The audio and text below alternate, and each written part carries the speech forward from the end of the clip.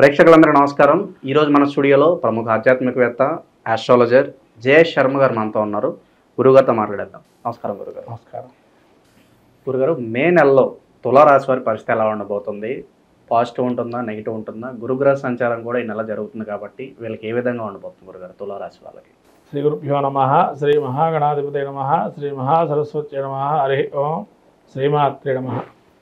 ముఖ్యంగా ఈ యొక్క రాశి వారికి, తులారాశి వారికి మనకు చూసినట్టయితే చిత్తా నక్షత్రం 3-4 పాదాలు, అట్లానే స్వాతి నక్షత్రం 4 పాదాలు, విశాఖ నక్షత్రం 1-2-3 పాదాలు తులారాశివి. ఈ తులారాశి యొక్క గ్రహస్థితి చూసినట్టయితే ముఖ్యంగా మనకు పంచమంలో రాహు, షష్టంలో శని శుక్రులు, అట్లనే మే 4 నుంచి వీరికి సప్తమ స్థానంలో బుధుడు, తదుపరి అష్టమ స్థాన సంచారం, గురుడు కూడా వీరికి భాగ్యస్థాన సంచారం, కుజుడు దశమస్థాన సంచారం, అలానే కేతువు ఏకాదశ స్థాన సంచారం. ఈ యొక్క సంచారం చేస్తున్న సమయంలో ముఖ్యంగా తులారాశి వారికి ఈ యొక్క ఉగాదిలోనే చెప్పుకున్నాం మనం, యోగదాయకంగా ఉంటుందని. కాబట్టి ఈ యొక్క గ్రహస్థితి శని శుక్రుల కలయిక ఏదైతే ఉందో 6లో వీళ్ళకి చాలా యోగప్రదంగా ఉంటుంది. ఎందుకంటే 6లో కనుక శని ఉంటే వీళ్ళకి శత్రువుల నుంచి ఏదైతే భయాందోళన ఉంటాయో అవన్నీ నశించిపోతాయి.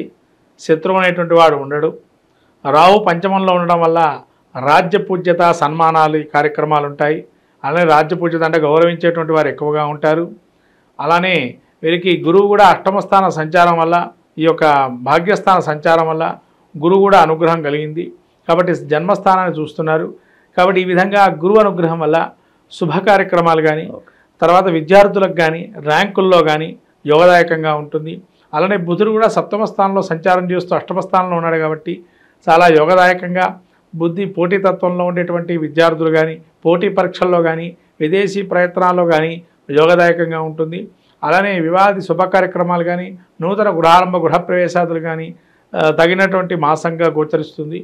అలానే మీరు ఏ కార్యక్రమం చేసినా విజయం సాధించే అవకాశం ఉంటుంది. కొద్దిగా సమయం పట్టినా విజయం సాధిస్తారు. అలానే పంచమంలో రాహు ఉండటం వల్ల సమస్య పరిష్కారం అయ్యే అవకాశం ఉంటుంది. ఇంకోటి ఏంటంటే వీళ్ళకి కొంతవరకు పంచమంలో రాహు ఉండటం వల్ల కొంతవరకు ఎక్కువగా వీరికి వివాహ ప్రయత్నాలు ఏవైతే ఉంటాయో అవి కొన్ని సానుకూలం కాకుండా ఉండడం, మధ్య మధ్యలో ఆగిపోవడం లాంటి జరిగే అవకాశం ఉంటుంది. కుజుడు వీరికి 10లో ఉండడం వల్ల స్తబ్దుగా వ్యాపారం నడుస్తుంది. అది వృత్తి వ్యాపారం కావచ్చు, ఉద్యోగం కావచ్చు. కొద్దిగా మీ మీద నిందారోపణ చేసే అవకాశం ఉండడం, లేకపోతేనా ఏదైనా వృత్తిలో స్తబ్దత అంటే ఎక్కువగా ఇంతవరకు సంపాదించింది ఒక ఎత్తు, ఇప్పుడు ఒక గడ్డు కాలంగా గోచరించడం జరుగుతుంది. తర్వాత ఈ యొక్క దశమస్థానంలో కుజుడు సంచారం వల్ల ఏ పని చేసినా మొదలుపెట్టినా కూడా ఆటంకంగా ఉండటం, ముందరకెళ్ళటం వెనక్కి రావటం, ముందరకెళ్ళటం వెనక్కి రావటం అంటే మధ్యస్థంగా ఉండటం, గట్టిగా మాట్లాడదామంటేనేమో భయంగా ఉండటం, అలాంటివి జరుగుతాయి. తర్వాత కేతువు కూడా ఏకాదశంలో ఉన్నాడు కాబట్టి యోగదాయకంగా ఉంది.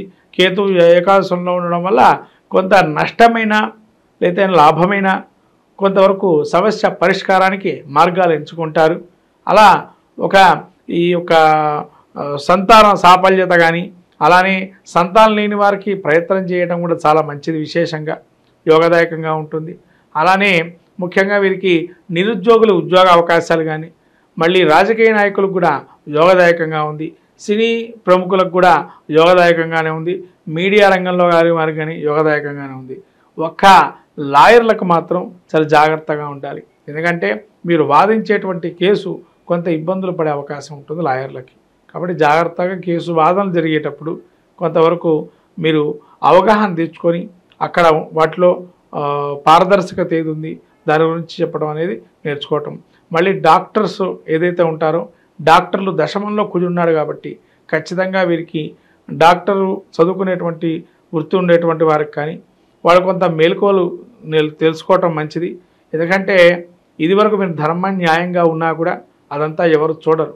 ఎంత ధర్మంగా న్యాయంగా ఉన్నా కూడా డాక్టర్లు కావచ్చు, న్యాయాధిపతులు కావచ్చు, న్యాయాధినేతలు కావచ్చు, న్యాయం చెప్పేటువంటి అడ్వకేట్స్ కావచ్చు, ఇవాళ అటువంటి కాలంగా ఉందని ఒక గోచారంలో మీకు అవపడుతుంది. కాబట్టి మీరు కూడా దాన్ని సమర్థిస్తూ వెళితే మాత్రం కొంత బాగుండే అవకాశం ఉంటుంది. అది కొంత మెలకువలు నేర్చుకోవాలి మీరు దాని గురించి. అది ఎలా వెళ్తుంది, సమాజంలో మనం ఏ విధంగా ఉన్నాము, మనం ఏ విధంగా వెళ్తున్నాం, మనం ధర్మంగా ఉన్న అవతల మనిషి మన ఇబ్బంది పెడుతున్నాడే అనే ఒక ప్రభావవంతమైన జీవితంగా ఉంటుంది. ఇక ఆరోగ్యపరంగా ఎలా ఉంటుంది గురుగారు? ఆరోగ్యపరంగా వీళ్ళకి రవి ఏదైతే ఉన్నాడో సప్తమ నుంచి అష్టమ స్థానం సంచారం చేస్తున్నాడు కాబట్టి కొంత అతి ఉష్ణం అనేది ఎక్కువగా ఉండడం, వేడి ఎక్కువగా ఉండడం, రక్తహీనత ఉండటం, తర్వాత తొందరగా అరక్కపోవటం తిన్నది, అలాంటి కొద్దిగా ఇబ్బందిగా ఉంటుంది. ఓకే. ఇక పెట్టుబడులు పెట్టాలంటే ఏ రంగాల్లో పెట్టుబడులు పెడితే బాగా లాభం వస్తుంది అంటారు గురుగారు వీళ్ళకి? పెట్టుబడులకు వచ్చేటప్పటికి ఐరన్, స్టీలు, తర్వాత ఏదైనా మెటల్స్లో కానీ మిగతా మెటల్స్ ఏమైనా కానీ మెటల్లో చాలా బాగుంటుంది. మెటల్స్ చాలా బాగా ఆ రంగంలో చాలా బాగుంటుంది. ఫార్మాసిటికల్ రంగం కూడా బాగుంటుంది. ఇక చాలా వరకు శుభ ఫలితాలు ఉన్నప్పటికీ పలానా విషయంలో వీళ్ళు చాలా జాగ్రత్తగా ఉండాలి లేదంటే ఇబ్బంది పడతారంటే ఏం చెప్తారు గురుగారు? ముఖ్యంగా వీరికి ఏదైనా విషయంలో ఒక ఆటంకాలు ఏర్పడుతున్నాయంటే కుజుడు దశమంలో నీచబట్టున్నాడు కాబట్టి కొంతవరకు ఇబ్బందిగా ఉంటుంది. ఆ కుజుడి యొక్క అనుగ్రహం పొందాలి. సుబ్రహ్మణ్య ఆరాధన తదేకంగా చేయటం, సుబ్రహ్మణ్య క్షేత్ర దర్శనం చేయటం, సుబ్రహ్మణ్య స్వామికి అభిషేకాలు చేయటం, విభూతితో అభిషేకం చేసుకోవటం లాంటివి చేయటం వల్ల మంచి కలుగుతుంది. అలానే వీరికి ఈ యొక్క బుధుడు కూడా అనుగ్రహం తక్కువగా ఉంది కాబట్టి విష్ణు సహస్రనామం పారాయణ కానీ వినటం కానీ చేయటం వల్ల మంచి ఫలితాలు కలుగుతాయి. సో కొంతమంది నరఘోష ఈ నరదృష్టితో బాధపడుతూ ఉంటారు. మరి ఇలాంటి వాళ్ళు ఎలాంటి పరిహారాలు చేసుకోవాలి గురుగారు ఈ రాశి వాళ్ళు? వారు ఆకుపచ్చ రంగు ఒక చిన్న బ్లౌజ్ పీస్ తీసుకొని దానిలో వీళ్ళు ఏం చేయాలి అంటే ఆ బ్లౌజ్ పీస్ని మంచిగా ఇష్టదేవుడు కులదేవుడిని ధ్యానం చేసుకొని దానిలో బియ్యం పోసి బెల్లాన్ని కట్టి ఆ మూటని మంచిగా కట్టేసి ఆ మూటని మన పూజా గదిలో పెట్టుకొని ప్రతి బుధవారం రోజు ఆరాధన చేసుకొని 5 బుధవారాలు అయిన తర్వాత ఏదైతే దేవుడిని మీరు అనుకుంటారో ఆ దేవుడు హుండీలో కావచ్చు ఆ దేవుడు గుడిలో వేసి పెట్టేసి వస్తే మంచిది.